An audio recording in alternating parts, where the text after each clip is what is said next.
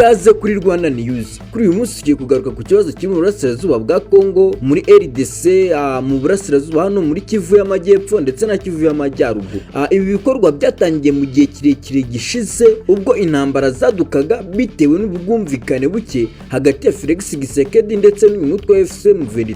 Umva uko ibi bintu byatangiye. Umutwe wa M23 watangiye usaba Tshisekedi ko washyirwa mu ngabo zayo ndetse bagakorana, umwe ukajya mu burengerazuba undi ukaza mu burasirazuba. Ariko ibyo ngibyo mu gihe barimo babyemeranyaho, Tshisekedi yaje kubaca inyuma, arabatera, arabarasa, ndetse uyu mutwe bigaragara ko ngo wabanjije gufata amabuye kugira ngo hangane n'ingabo za Tshisekedi zari ziri kubarwanya, maze uwo mutwe uza gufata intwaro. Ari nabwo hahise hatangira urugamba rwo kuvuga ngo Kongo ntabwo ishaka kugira ngo kumvikane mu mahoro, batangije urugamba rw'intambara. Ibyo byose biri mu masezerano yari yarahishwe y'ibanga yasohotse, kuko amasezerano yarahishwe yasohotse rwose.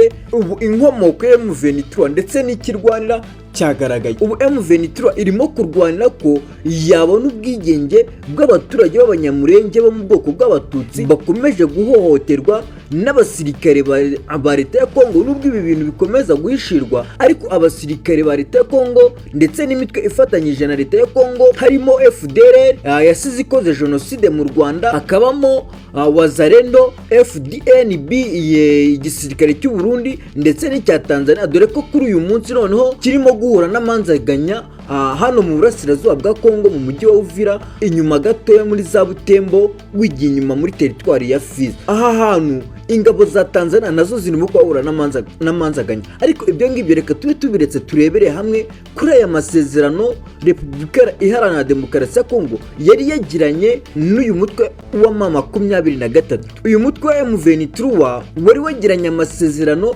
na Tshisekedi ko bagomba gukora ubwumvikane, ndetse bamwe no mu bayobozi bo muri uyu mutwe wa M23 bakaza gushyirwa mu ngabo za leta, bagashyirwa mbese bagahabwa ijambo. Ibyo ngibyo Tshisekedi ntiyabikunze, ahubwo ashaka kugira ngo igice cyose abirukane bave mu gihugu cya Kongo. Ibi byose byari bikuwe mu masezerano bari baragiranye yo kugira ngo bumvikane, hagaruke agahenge hagati yabo ndetse n'abaturage baho basanzwe leta ya Kongo itemeraga ko ari abaturage bayo. Njyewe ndimo gukurikirana bya hafi iyi nyandiko ndetse n'aya masezerano bari bagiranye. Ninza kuyabona mu buryo buhagije ndi buyabagezeho neza kandi ku buryo busesuye kandi burambuye. Njye wumvaga ni Damu, iyi ni Rwanda News. Komeza kudukurikirana kugira ngo utaza gucikwa n'aya makuru mashya kandi agezweho